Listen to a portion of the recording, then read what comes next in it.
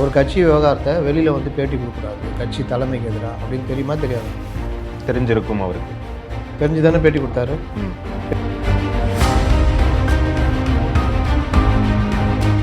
உங்களை அவங்க இயக்குறாங்கன்றீங்க. கட்சிக்குள்ளேருந்து ஒரு பாஜக இயக்குதுன்னா நீங்கள் என்ன, நீங்கள் இது எம்ஜிஆர் இதுக்கு விசுவாசி. டிஎம்கேக்கு என்னென்னா ஏடிஎம்லேருந்து பிரிஞ்சு நம்மள்ட்ட வரணும், அது ஒரு கௌரவ பிரச்சனை மாதிரி. அதுக்காக தான் நேற்று அவ்வளோ ட்ரை பண்ணாங்க. சும்மா சுற்றி இருந்தவர் திடீர்னு தாவேக்கால போய் இணைகிறாரா? புஷியை மீறி நீங்கள் எதுவுமே பண்ண முடியாது. நான் 2-3 நாளாக தான் சொல்லுவேன். புஷி ஆனந்த் தான்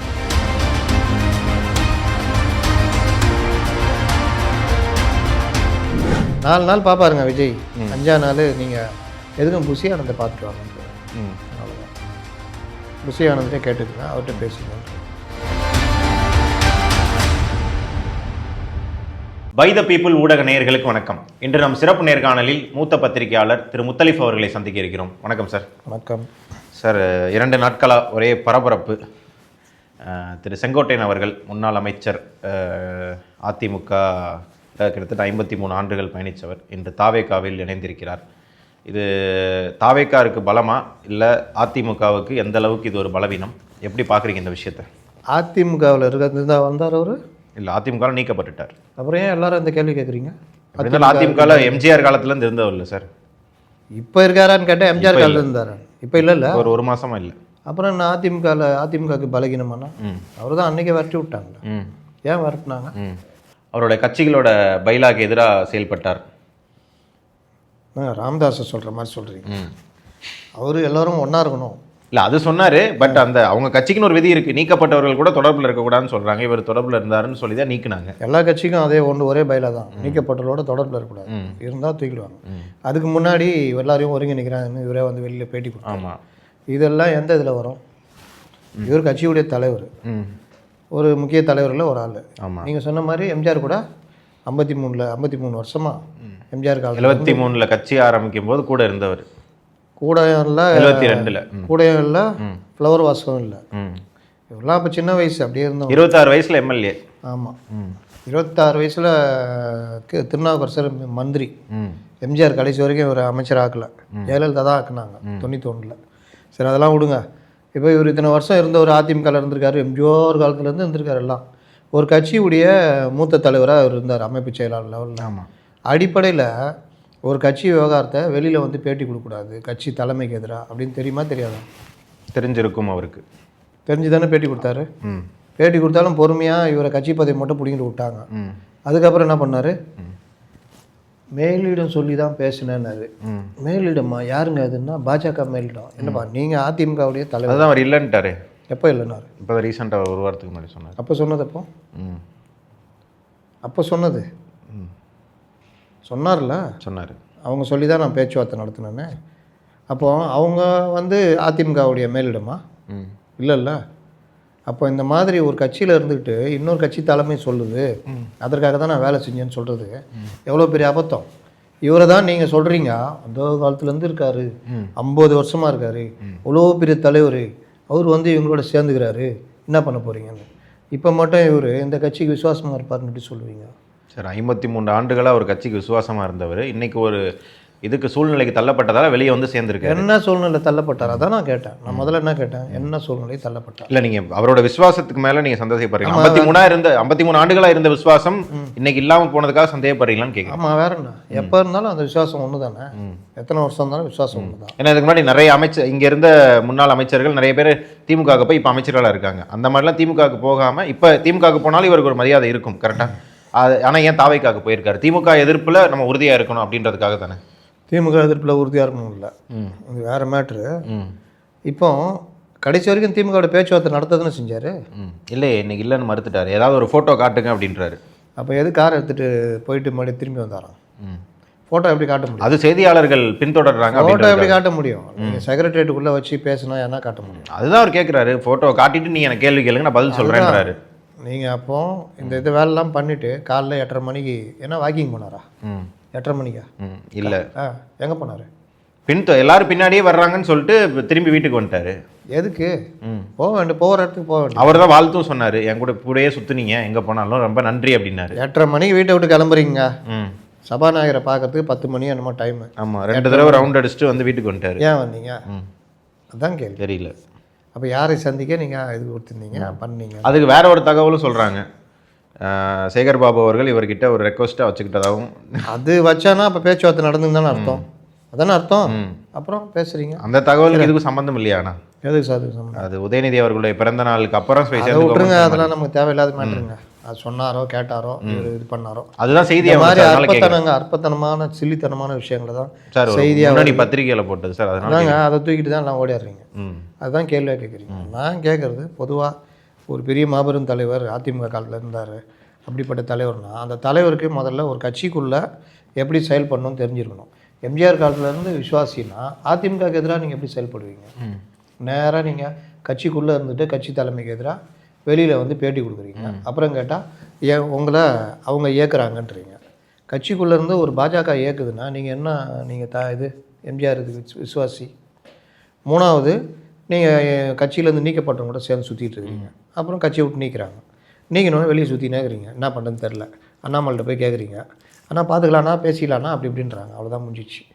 இதுக்கு பிறகு என்ன பண்ணலாம் அப்படின்ற யோசிக்கிற நேரத்தில் தான் தாவேகாக்குள்ளே புஷி ஆனந்தை ஆகாத ஆட்கள் சமீபத்தில் புஷி ஆனந்துக்கும் ஜானுக்கும் ஏற்பட்ட அந்த பிரச்சனைகள் இதெல்லாம் வச்சு இவரை கட்சிக்குள்ளே கொண்டு வரலான்னு முடிவெடுத்து இயங்குறாங்க.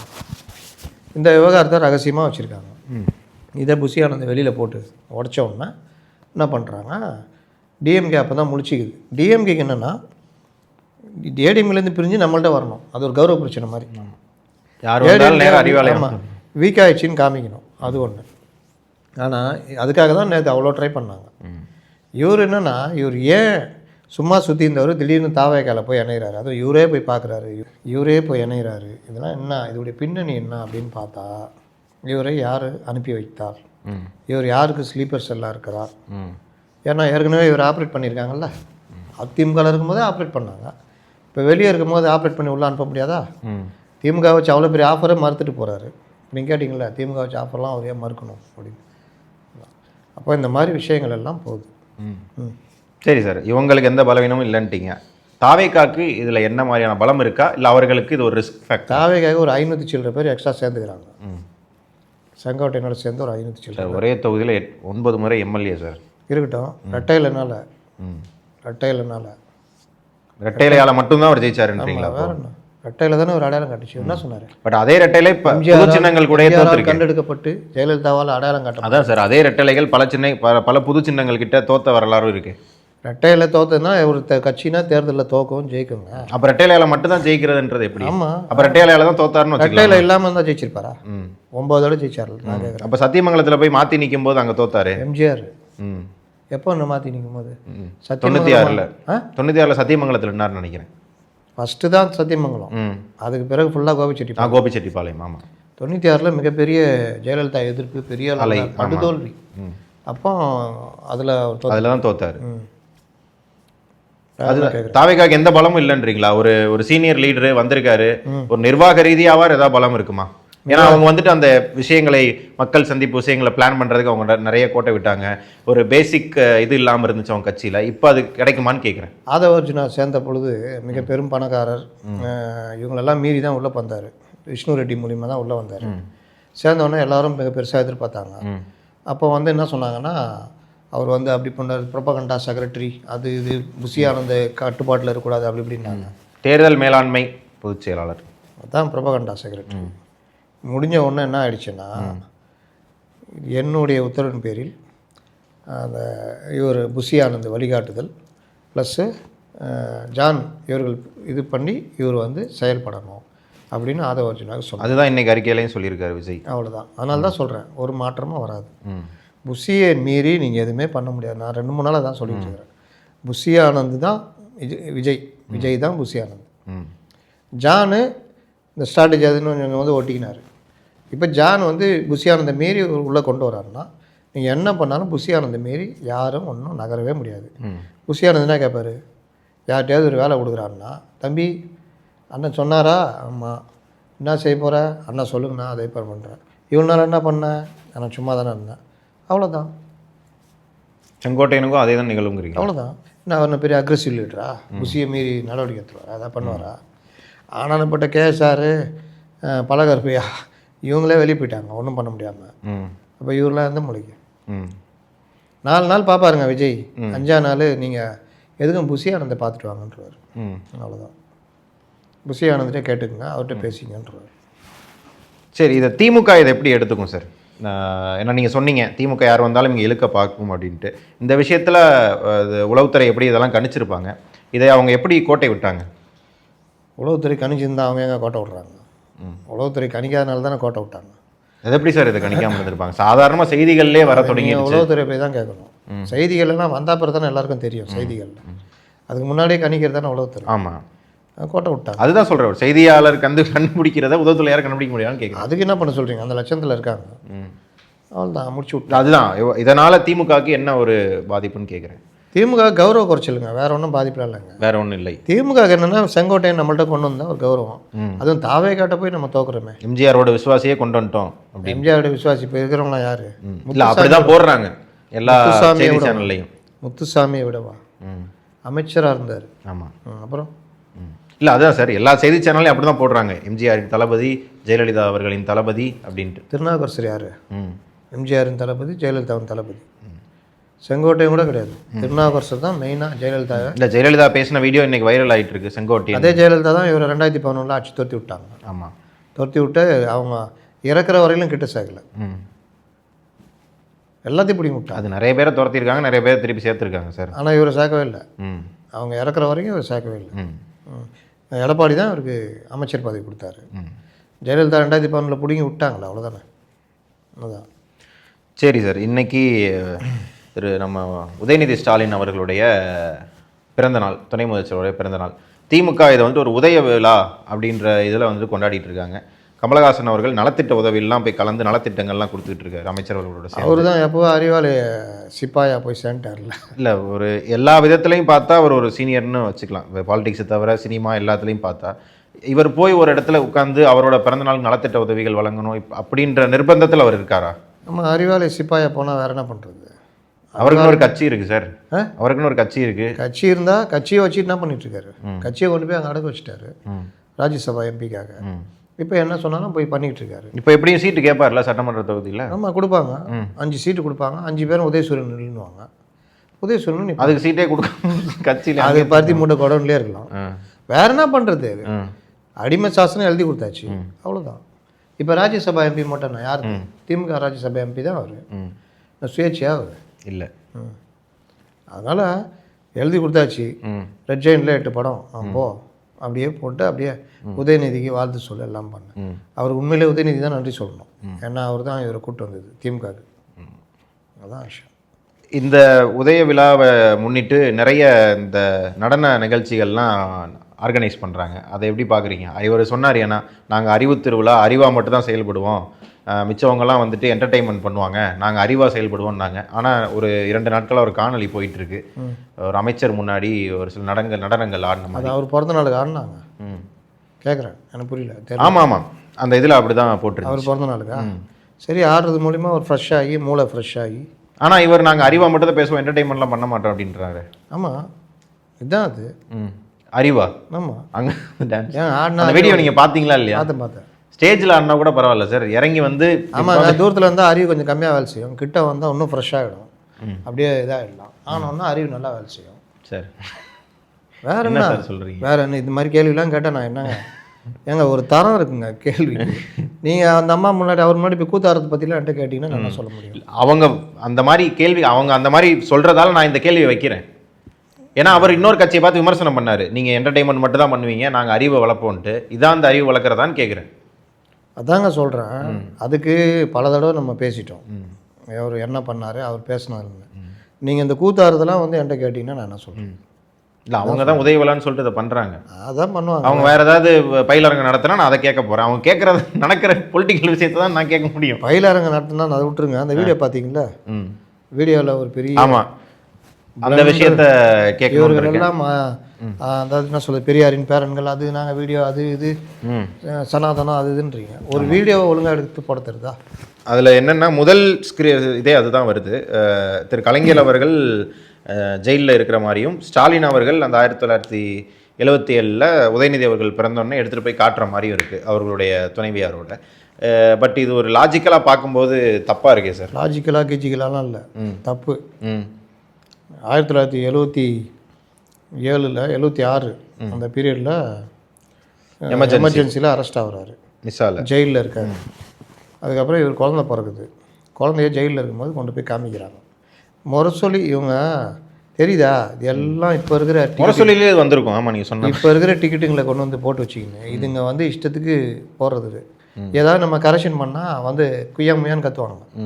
ஆனால் இவர்கள் லெவல் தெரியுதா? அது பண்ணது ஸ்ட்ராட்டஜி டீமில் இருக்கிறவங்க. ஏதோ ஒரு மண் எல்லாம் வந்துடும், எல்லாம் 25 30. ஏன் இங்கே இருக்கிறது மட்டும் நான் பெரிய அப்படியே அறிவு அறிஞ்சு விடுதா? நான் எதுக்காக வரலாறு இருக்கிறவங்களுக்கு தெரியாமல் இருக்கு. எதுக்காக வரலாறு தெரியுமா?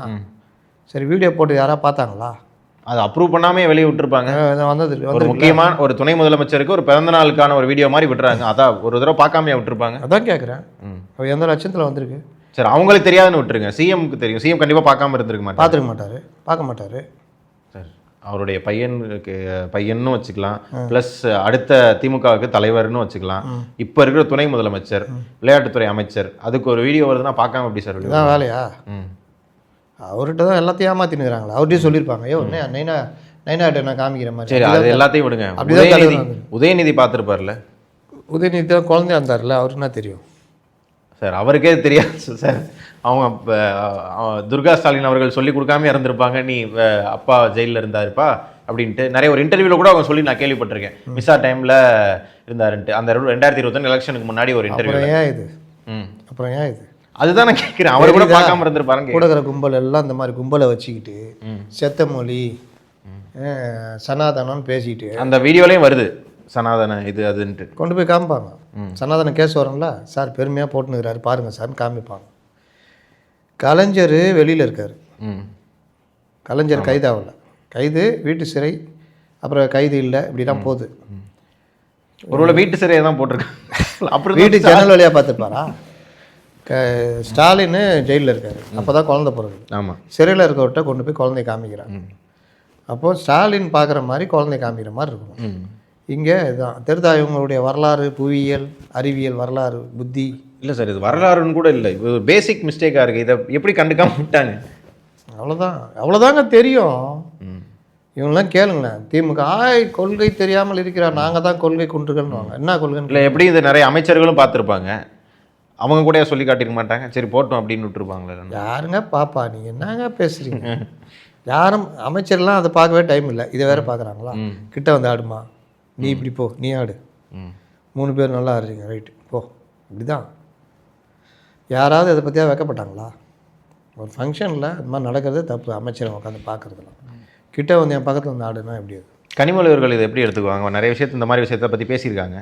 இதை கனிமொழி அவர்கள் பார்க்க மாட்டாங்களா? எதை? இந்த டான்ஸ் ஆன விஷயத்தை பட்டு நம்ம மைக்கை விட்டு திரும்பி போயிடுவாங்க. வாங்க சொல்லுங்கள் கேளுங்க அப்படின்வாங்க. மேடம் அந்த மாதிரி டப்புன்னு திரும்பி போயிடுவாங்க. அவ்வளோதான்.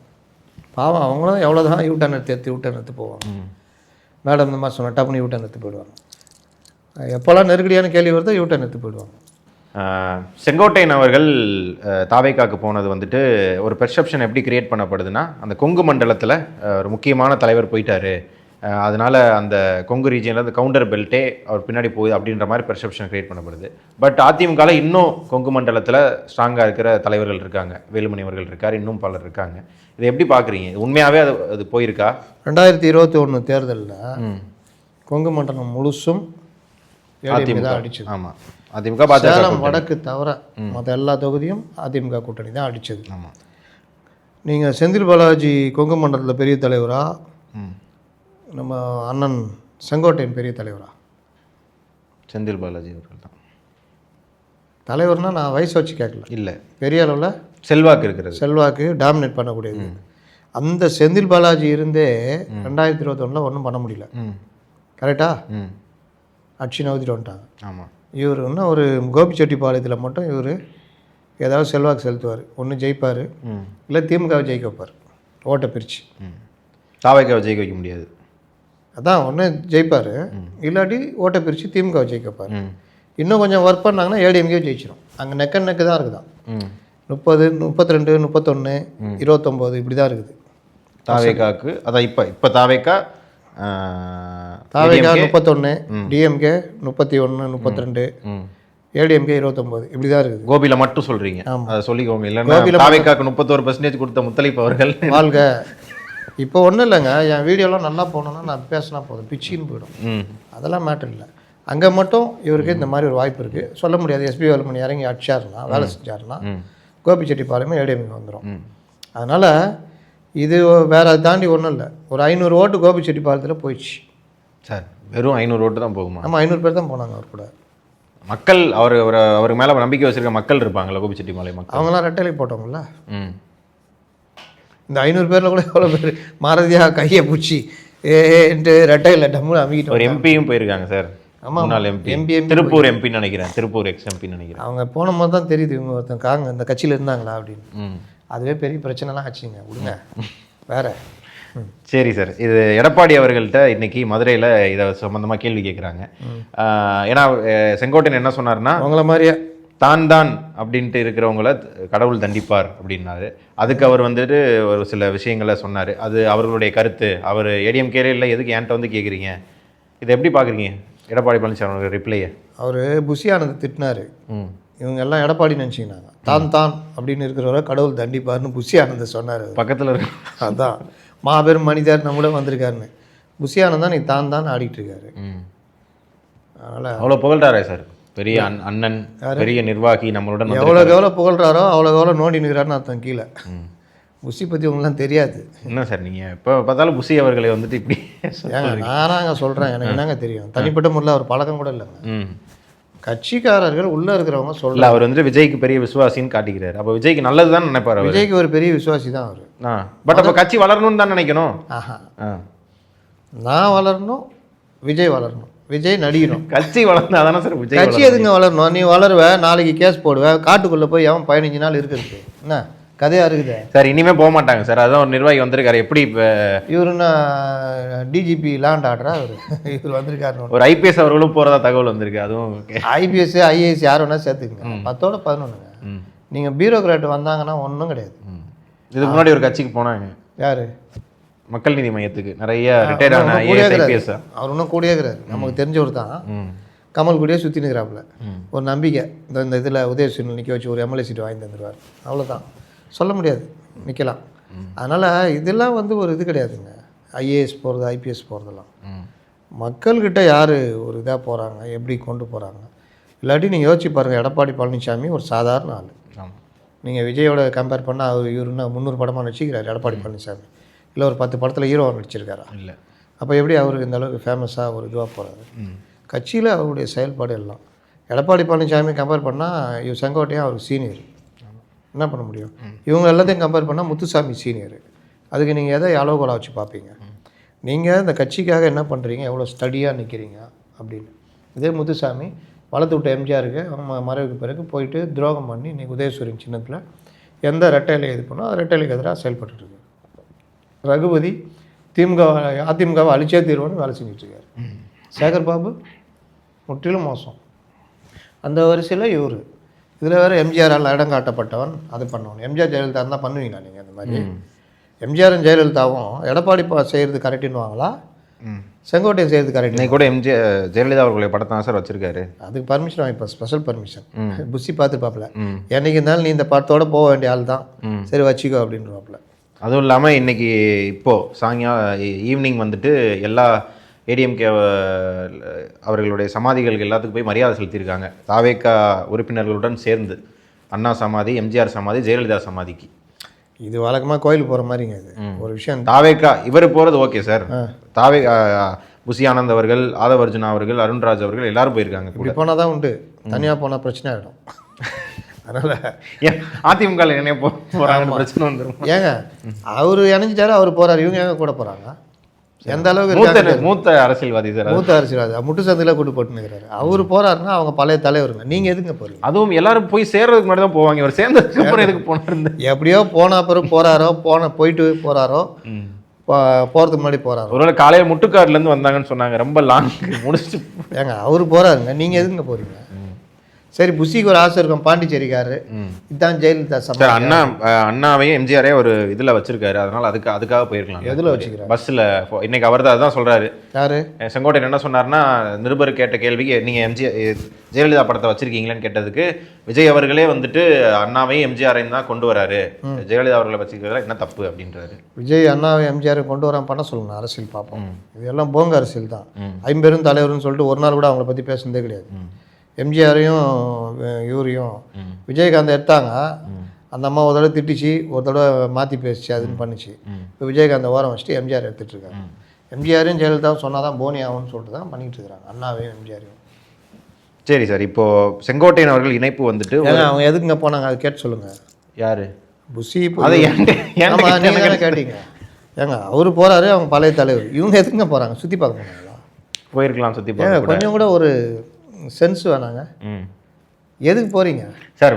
முன்னாள் முதலமைச்சர்கள் கூட போயிருக்கலாம்ல. கட்சி ஆரம்பிச்சப்போ போகணும், கட்சி ஆரம்பிச்சோன்னா போயிருக்கணும், அருண்ராஜ் சேர்ந்தவொன்னே போயிருக்கணும், இவர் ஆதவ அர்ஜுனா சேர்ந்தவொன்னே போயிருக்கணும், பழைய தலைவர்கள், மூத்த தலைவர்கள், முன்னோடிகள் நான் வணங்குறேன்னு போனோம். இப்போ எதுங்க போறீங்க? ஒரு வேளை வாங்கின ஒரு முக்கியமான இடத்துக்கு கூட்டு போறேன், ஏமாத்தி கூட்டு போயிட்டாருன்றீங்களா? இல்ல, அண்ணா சமாதிக்கு மட்டும் போயிட்டு எம்ஜிஆர் சமாதிக்கு போறேன்னா கேட்பாங்க. சரிவா, எல்லாம் ஒரே. எதுக்கு அண்ணா சமாதிக்கு போறீங்க? அண்ணா என்ன உங்க தலைவரா? பின்னாடியே தான் கலைஞர் சமாதி இருக்கு, மாற்றி அவரை போய் பார்க்கல, என்ன நியாயம்? ஓ சரி சார், இப்போ செங்கோட்டையன் அவர்கள் இணைந்தது வந்துட்டு ஒரு இண்டிகேஷனா அடுத்து இவங்கெல்லாம் வரலாம் அப்படின்ற? ஏன்னா ஒரு செய்தி ஒன்று வந்துகிட்டு இருக்கு, கேபி முனுசாமி அவர்கள் போறதா ஒரு செய்தி வருது, காளியம்மாள் அவர்கள் போறதா ஒரு செய்தி வருது. காளியம்மாள் ஏடிஎம் கிளக்குறாங்க இல்லை, இவங்கெல்லாம் போறதா ஒரு செய்தி வருது. நம்ம தான் முட்டி முட்டி பார்த்துட்டு தானே உட்காந்துக்குது. அதுதான் இப்போ ஒரு இது இண்டிகேஷனா, ஓப்பன் பண்ணிட்டோமா டோரை, இப்போ வரலாம் அப்படின்னு. போக வேண்டியதானே. இப்போ ஏற்கனவே போகிறதா தானே பேச்சு, இப்போ ஓப்பன் பண்ணால் போய் சேர போகிறாங்க, அவ்வளோ தான். இதில் என்ன பெரிய அதிசயம்? கேபி முனுசாமி மட்டும் இல்லைங்க, எஸ்பி வேலுமணி, தங்கமணி, இவங்க எல்லாத்தையும் அனுப்பிச்சிட்டு மார்ச் மாதம் வந்து எடப்பாடி பழனிசாமி கூட்டணிக்கா? இல்லைங்க, இதில் தாவைகளை சேர்றாங்க. சார் சீரியஸாங்க, நீங்கள் தானே சொன்னீங்க கேபி முனுசாமி சேர்றாங்க. தகவல் அவங்க பேர்லாம் வரல, நானும் தகவல் தாங்க சொல்கிறேன், நான் மட்டும் உறுதியாக சொல்கிறேன். இதே மாதிரி தான் தகவலாக இருந்தது, இன்னைக்கு உண்மையாயிருச்சு செங்கோட்டையன். அதை தாங்க நானும் சொல்கிறேன், தகவலாகிறது மார்ச் மாதம் உண்மையாகிடும். கேபி முனுசாமி போவார், எஸ்பி வேலுமணி போவார், தங்கமணி போவாப்பில், அப்புறம் புஷி ஆனந்த் தலைமையில் எடப்பாடி பழனிசாமி தன்னுடைய ஆதரவாளர்களோடு இணைவார். இங்கே வந்து கனிமொழி, உதயநிதி கிட்ட கட்சியை கொடுத்துட்டு ஸ்டாலின், இவங்க எல்லாம் விஜய், புஷி ஆனந்த் தலைமை ஏற்று ஜாயின் பண்ணுவாங்க. இந்தியா கூட்டணி மாதிரி இருக்கு. சீமானம் வந்து ஜாயின் பண்ணுவாங்க. கரெக்டாக இந்தியா கூட்டணி இருக்கு. நீங்கள் சொல்ல முடியாது. ராகுல் காந்தி கூட ஓட் ஷோர்னா ஓட் ஷோர் எங்கே? இங்கே தான் பனையூரில். நானும் வரேன்ட்டு அவரும் வந்து ஜாயின் பண்ணிக்கிறார். பாவத்தை ஏங்க இந்த மாதிரிலாம் பண்ணுறீங்க? ஏதாவது ஒன்றா இஷ்டத்துக்கு பேசுகிறதா? கேபி முனுசாமி போவார், அவர் போவார். ஏடிஎம்கே இதாக இருக்குது, ஏடிஎம்கேலேருந்து இவர் துரத்தி விட்டாங்க. இவர் வந்து ஒழுங்காக இருந்தார், இருக்கிற மாதிரிலாம் தொல்லை கொடுத்துருந்தாரு. எங்கள் தலைவர் அமித்ஷான்னு சொன்னார். இப்போ அதே அமித்ஷா தான் அவர் அங்கே அமைச்சிக்கிறார். நான் சொல்கிறேன், இதே மாதிரி நிறைய முன்னாள் அமைச்சர்னு சொல்லியிருக்காங்க சார். எங்கள் தலைவர் மோடின்ட்டு அவரெல்லாம் வச்சுருக்காங்க. அவங்களாம் ஏடிஎம்கேல இருக்கிறாங்க. அதான் அவங்கள மட்டும் வச்சுருக்காங்களே, காமெடி பீஸில் அதெல்லாம். எங்கள் டேடி மோடி, எங்கள் டேடின்னு சில பேர்லாம் பேசவே கூட கூடாது, அந்த வரிசையில் இருக்கிறாங்க அவங்களாம். ஆனால் இவர் பேசவே மாட்டார். இந்த பாருங்களேன், அதுதான் பெரிய பிரச்சனை. தாவைகளை யாரும் பேச மாட்டாங்க, பேசினா வம்பு இழுத்துருவாங்க. இன்னொன்று இதை தான் கேட்கணுன்ட்டு இருந்தேன். இன்றைக்கி தான் ஃபஸ்ட் டைம் கட்சி ஆஃபீஸ்க்குள்ளே வந்துட்டு ப்ரெஸ்ஸே உள்ளே விட்டுருக்காங்க.